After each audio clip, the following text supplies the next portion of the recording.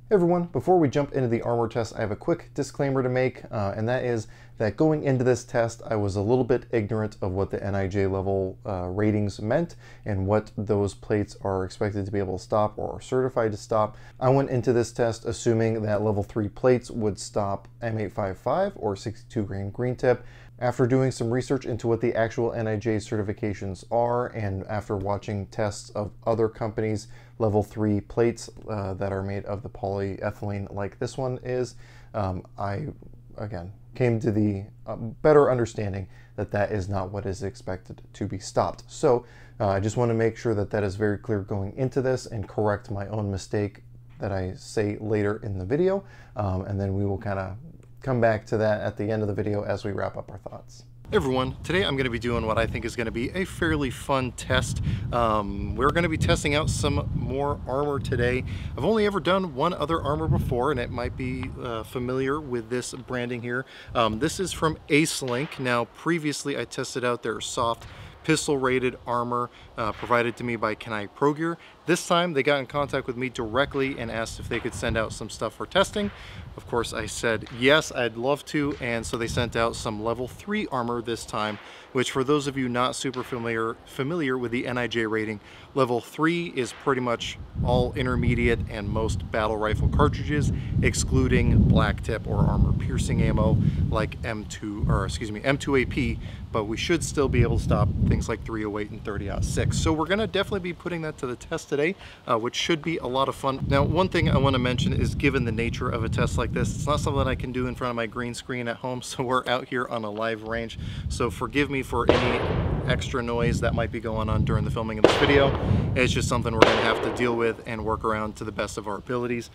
So let's go on, and we're going to start off this test with what defeated our test last time, which was the standard 27 grain solid copper 5.7 ammo out of my CMMG Banshee upper, and then we'll start stepping it up from there.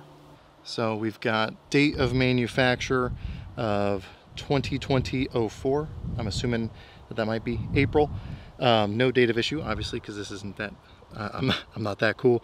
Lot number 1, yeah, there's the serial number. This is a 10x12 plate, and again, the NIJ rated level 3. And this is the body side, so you want the curved side facing into your body. So let's get going. Okay, so we have the plate at about 10 yards away from me. I'm going to be shooting at a slightly downward angle so that basically I have my armor propped up against something somewhat solid, but with a little bit of give to give it as scientifically significant data as we can get here. Again, we're starting with the 27 grain. You'll notice there's no magazine. Would have made too much sense for me to bring magazines, so I had to single feed it. But again, we're just shooting the regular blue box 27 grain solid copper bullet from FN, and let's begin.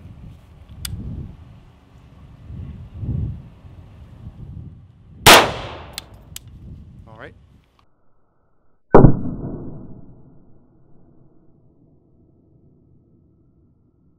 So first hit, we definitely stopped it. You can probably tell from the shading there that there is some slight back face deformation, not even a quarter of an inch into the plate.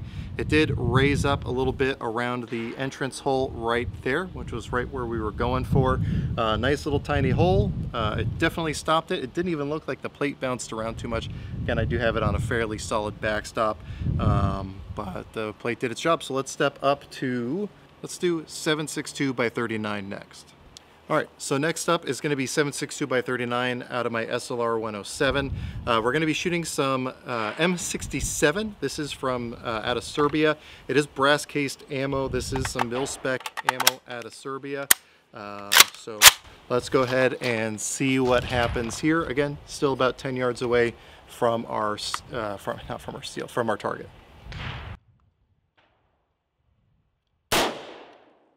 All right, a lot more impact on the steel. Let's see if it went through. I keep saying steel. It's not steel armor. The armor plate, level 3 plate.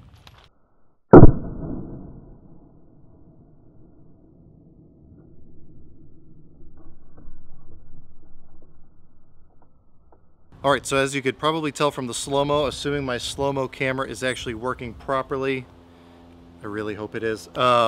We had our impact. We're about 2 inches in from this top corner onto the plate, and you can see very significant back face deformation. This would not feel good. It did stop it. There's no exit hole there. You can see there's some pretty good delamination here on the side. From what I can tell, nothing came out as far as spall or anything like that out the side of the armor, but it did stop it and kept our box of dirt safe. So let's go ahead and step it up, keep it with AKs, and let's go to 5.45 out of an AK-74. All right, so next up is going to be 5.45 out of my Riley Defense built Bulgarian AK-74 kit. We're going to be shooting the Poison bullet 7 and 6. According to the ATF, this is so armor piercing that it could not be imported into the country anymore. Let's go ahead and see how that handles a level 3 plate. Let's go.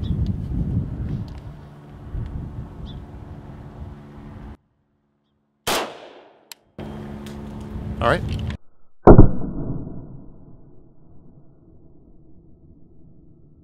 All right, well, so far everything is going well. The rounds are going exactly where I intend them to. So we had our entrance here. We're probably 2.5, 3 inches in from the edge of the plate. Again, a little bit of raised material there. Again, significant back face deformation, but it did stop it. We got a little bit of delamination happening here on the side, but it did stop it. So again, would not feel good, but that you know, the significant bruising or a possible broken rib or whatever else there is far better than a sucking chest wound. We did stop it, and again, that's the Poison bullet. Even using the benefit of a Bakelite magazine, we weren't able to get through. So let's move on to 5.56. So next up, we have the always familiar green tip 62 grain light armor penetrator 5.56 ammo. This is going to be coming out of my Beretta ARX 100. I decided to go ahead and do a 16-inch barrel for this test. I thought about doing a 10.5 and then a 16. Depending on how this testing goes, we might do that still. But I just wanted to give it the most chance. I know we could do a 20-inch barrel, but most people in the US are rocking a 16. So let's give a 16 a try. I shot a target earlier to make sure I know what my hold has to be to get exactly what I want for my point of impact, so it's just referencing that. So let's go ahead and give it a shot. I guess literally, no pun intended there.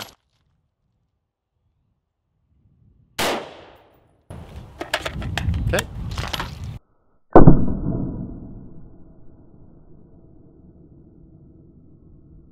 All right, so interesting result. We had the round go exactly where I wanted it to, maybe 3-4 inches down from where this impact above it was. The 7.62 by 39 went in again here, maybe 3-4 inches in from the side of the plate. So I would have thought a relatively robust piece of the material. However, we had full penetration, so that 62 grain green tip did penetrate all the way through this armor. So not what I was expecting. I would have expected this to stop the green tip. However, it did not. I know that there is a level 3+ rating that does exist out there on the market. It's not an official NIJ rating. However, again, I'm not an expert in armor here, but I thought that that had to do with 55 grain bullets going a little bit hotter. Maybe it was 62 grain. Again, my recollection here is fuzzy, but we did defeat the armor. So we're going to keep cruising with some of the other rounds that we wanted to do. Then I'm going to try that same 62 grain green tip out of a 10.5 inch barrel, and then we'll see if that also penetrates, but that is not a result I was expecting. All right, so we're going from that surprising result with green tip to another type of green tip. So we already did the 5.7 regular 27 grain. Now we're going to the red box 27 grain, which is supposed to be a little bit better performing ammo against armor.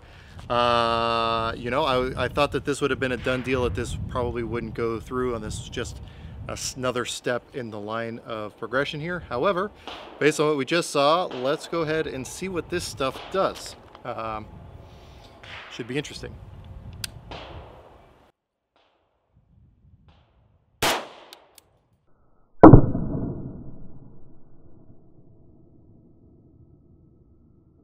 So thankfully, it's hard to tell from the video sometimes when the bullet goes straight through, it doesn't disturb the plate too much.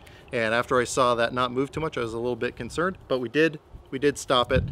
So that is a good thing. It did stop the Redbox 27 grain 5.7 ammo. And I know that that stuff is designed for pistol rated armor. So this level 3 armor did stop it. So with that out of the way, let's go ahead and step it up a little bit, and then we'll hopefully come back around and revisit that 62 grain and see if that was an anomaly or if that's what we can expect from these armor plates. All right, so next up is probably a first for my channel, and that is kind of the debut of my gorgeous Springfield 03 A3. We're gonna just start with some regular full metal jacket, 150 grain, 30-06, so some long boys here. Now, I was thought about doing 308 and then 30-06, but we're using kind of M2 ball spec ammo and a 150 grain bullet going about 2,800 feet per second is a 150 grain bullet going about 2,800 feet per second, whether it's 308 or 30-06. Remember that the old mil-spec 30-06 is about the same as modern day 308. So let's see if it'll stop some 30-06.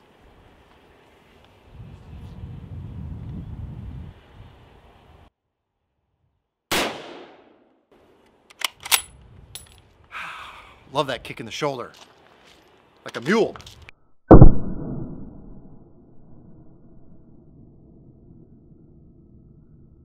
So we had entrance right about here, a little bit south of where our, which one was that? That 545? Anyway, down from here, we had our impact, and then we did stop it. Now, there is some significant back face deformation there, some significant delamination on the side. I guess they're interested in my results too. So some significant delamination on the side. Now that is definitely enough back face deformation to potentially break some ribs, depending on where your hit is versus where your plates are. But again, broken rib is greater than sucking chest wound. And it did stop it. Again, there's no sign of spall coming out the side. That's just from the separation of such expansion there. But we did stop it. So I kind of had a grand finale planned, but what happened with the 62 grain green tip kind of spoiled that. So let's revisit the 62. Yeah, I guess we'll go with what was going to be my grand finale, which is going to be kind of boring now, but I loaded up the ammo. We might as well put it to good use. All right, so next up we got still 30-06, but we are moving up to M2 AP. So we got some black tip boys here. Again, this is what I thought was going to be the grand finale to the video, being able to punch through without any issue whatsoever, because this is designed to penetrate this style of armor. Again, level 4 is what is supposed to be able to stop this, but we already beat it. So let's go ahead and continue on and watch this zip right through this plate. There we go.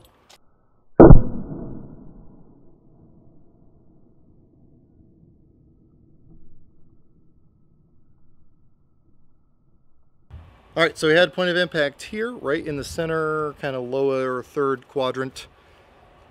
Can you have thirds and quadrants? Point of the logo here, and we did go through. Now there's a lot more energy transference than I honestly expected. I would have expected there to be more of kind of a zip through, leaving the plate more or less unaffected, but definitely threw this thing around. So again, fully expected there. So now that we've gone through that, let's go ahead and revisit the green tip and see if, again, this was an anomaly, this one over here to the side, or whether that is standard fare. So we're going to start again with a 16-inch. If the 16-inch goes through again, then we're going to drop down to the 10.5-inch and see if it still goes through. So should be interesting. All right, so once again, we have the 62 grain green tip out of the 16-inch barrel. Ignore this dangly boy. This is not the barrel it's typically attached. Hence that my muzzle device isn't even tuned on this thing. I just needed a 16-inch barrel to test. So we're going to go to a place that's more or less unaffected so far and see if we can get this thing to break.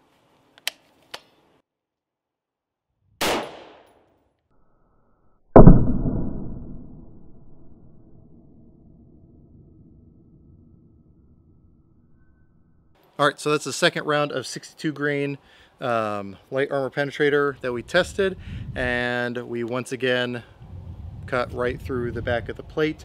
I don't know how much energy is still coming out. It goes into the cardboard box that is supporting this thing.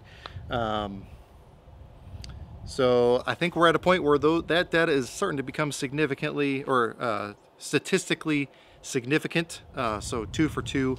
So at this point, what I'm going to do is we're going to load it up with the 62 grain green tip out of the 10.5 inch barrel, and I'm going to try to go to a more or less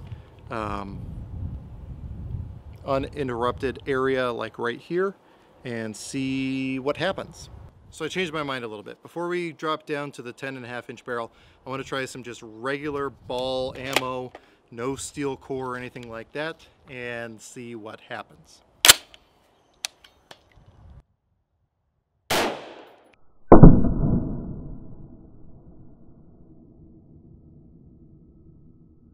All right, so with the 55 grain, we actually entered pretty close to where the 30-06 black tip went through. So I was a little bit worried about going into an area that was already compromised by the 30-06. However, it was stopped. Now, it's going to be hard for you to tell in this video. You might be able to see the little peak right here, but that is the spot that the ball ammo 55 grain full metal jacket stopped at. So it was stopped. It didn't exit through the black tip 30-06 hole. That is a new peak that was not there before, and so it did stop that. So with that out of the way, we'll go ahead and drop down to the 62 grain green tip in the 10.5 inch barrel in this unaffected area and see what happens. So now we have dropped down to the 10.25 inch barrel on this, and before you get too worried, get your jimmies all in a rustle, and before you start calling the alphabet boys, this has been SBR'd. So let's see what happens next. Okay, GoPro started. Whether or not it's recording what I want it to record is a whole separate issue.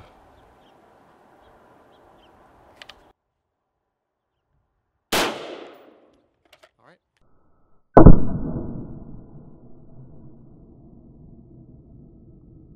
So the result of that test wasn't exactly what I wanted, but I think it's a little bit more interesting than what I wanted. So we actually entered in really low here on the plate, within a ½ inch of the bottom of the plate. You can see obviously some very drastic delamination. However, the round is still inside the plate here. Now, I don't expect you, is it? No, you know what? I think that went through too. Yeah, there's a little bit of hair sticking out of there. I think that went through too. Well, shit. So, this thing doesn't stop green tip. Again, I know there's 3+, but in my opinion, I would have thought that it would stop green tip out of a 10.5 inch barrel. Let's try it one more time, just so we can be absolutely certain. Try to hit a little bit higher up on the plate. See what we can find out. All right, so we're on the last round of green tip that I brought out with me today. Let's go ahead and see whether or not this plate will stop it, because I'm pretty sure it just went through that time. I was a little bit deceived because there was just ever a little bit of hair sticking out, and that's what made me realize that it had actually gone through. Well, let's try it one more time.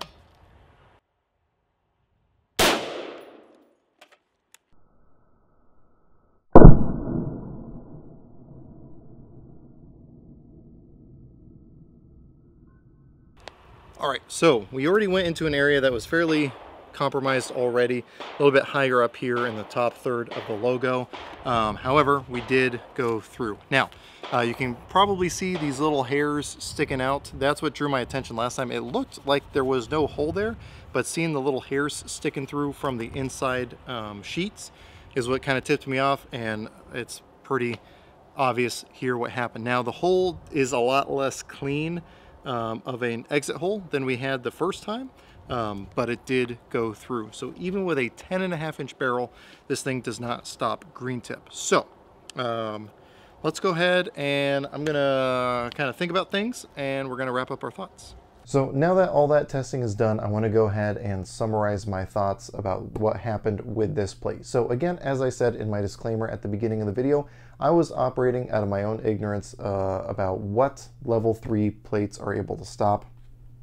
And when you consider what you're getting here, I think it performed admirably. Again, you can make the determination for yourself whether or not you want something that is going to stop level or stop M855 or light armor penetrating ammunition. But for what specifications this plate was made for, that falls into it. So basically, it's like expecting a level 3A plate to stop ball 556. That's not what it's rated for, so of course it's not going to stop it. So I want to make that very clear. Again, that's my own ignorance going into it. However, again, we want to talk about whether or not we want plates that will stop that. So before we get too deep into that though, let's talk more about these plates here. So this is the actual certified plates. If you go to Acelink's website, they have just regular level 3 rifle plates, and then they have the certified rifle plates. So the certified rifle plates are the ones that have actually gone through the NIJ testing and certification process to meet the NIJ's standards. So with that, the ones that have to go to the NIJ, the process is a pretty intense one and a very expensive one on behalf of the manufacturer. So because of that, the plates are actually going to be considerably more expensive. However, you can get a same standalone level 3 polyethylene super lightweight plate for considerably cheaper if you're okay with it being made to the same specifications but not being certified. Now, they do test them obviously in-house to meet the certifications, but it doesn't have the actual NIJ stamp on it saying that it has been tested and has been approved. So if you don't care about that little check mark, but you know it's made to the same standards, you can get this for a little bit cheaper, because these NIJ certified ones are not cheap. They're about, let me actually double check this. They're about 320 bucks, which is not cheap. However, you can take over $100 off of that if you go to just a regular level 3 rated plate from Acelink. So, and it is also worth mentioning that these are single curve plates. So for those of you not familiar, typically your real basic, I'm going to say terrible armor plates are going to be just perfectly flat. You might have a shooter's cut, you might have a square cut. You don't want any, you don't want the square cut, and you definitely don't want even a shooter's cut if it's flat.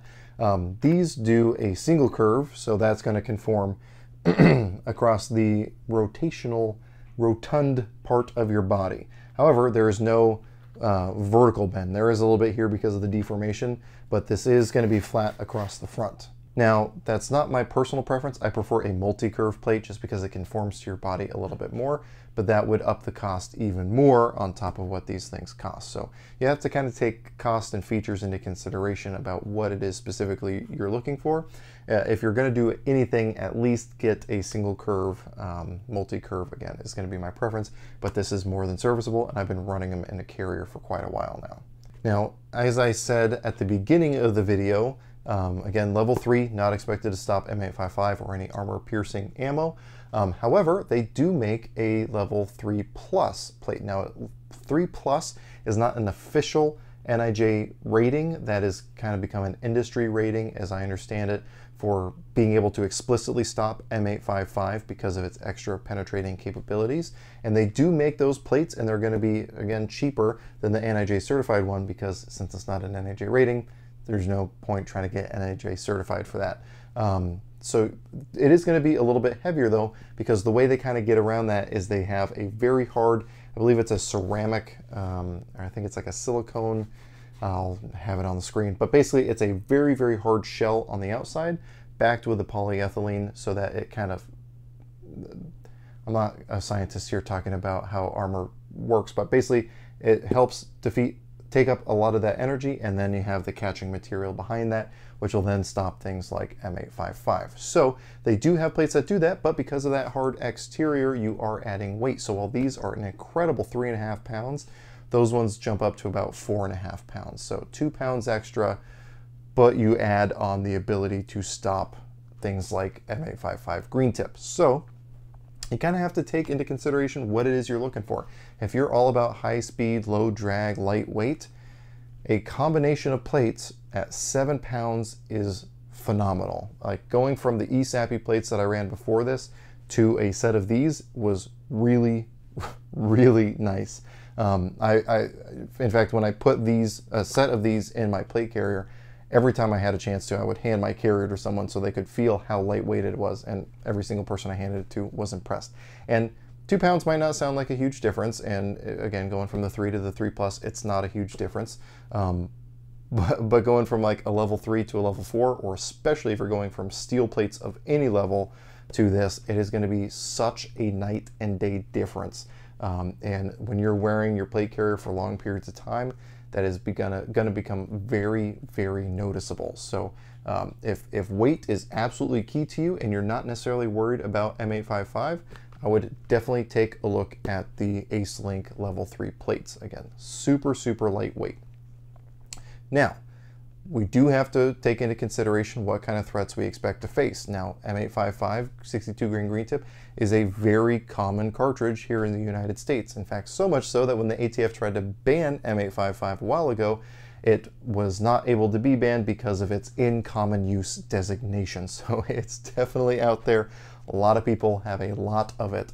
So it's definitely something that I personally would want to have a level of rating against. So again, I would say if it were me, if I were to be buying a set of my own, I'd probably get the level 3 Plus. However, if you really care about that NIJ certification, you want that stamp of approval by an agency that has been, you know, set out to set these standards, then again, you're not going to be disappointed with these as long as you understand what these things are actually rated to stop. So something to take into consideration there. And you know, one thing just in general, while the steel plates are super heavy, one of the benefits they have is the lack of backface deformation, typically, unless you're getting into some pretty heavy stuff. That is one thing you are sacrificing with a polyethylene plate like this. You are going to be getting more severe backface deformation. Now, we showed step by step along the way what each caliber did as far as that goes. So again, you have to kind of weigh that for yourself. And even with really bad backface deformation, you could very well be looking at things like broken ribs, things like of that nature. But a broken rib to me is far better than a sucking chest wound. So again, you kind of have to take this all for yourself. I'm not telling you what you guys should or should not do. I'm just trying to arm you with the information so you can make the best determination of what's going to be right for you. So that being said though, again, if it were me, if I was spending my money on it for a very similar price to the just regular non-certified level 3 plates from Acelink, I would probably take a good hard look at the 3 Plus, again, assuming that you are willing to give up that extra pound per plate in exchange for being able to stop 62 grain green tip. Again, something you have to weigh for yourself. And if you guys are worried about even heavier threats like the M2AP, the black tip 30-06, they do also make a level 4 plate. So you are going to be jumping up in weight considerably again there, but they do make the full-on plates able to stop armor-piercing ammo. So hopefully we'll be able to test out more of Acelink's armor in the future. Hopefully we'll be able to get our hands on the 3 Plus. We'll see how this goes with this test and how they feel about their treatment in this one. And again, I do have to apologize.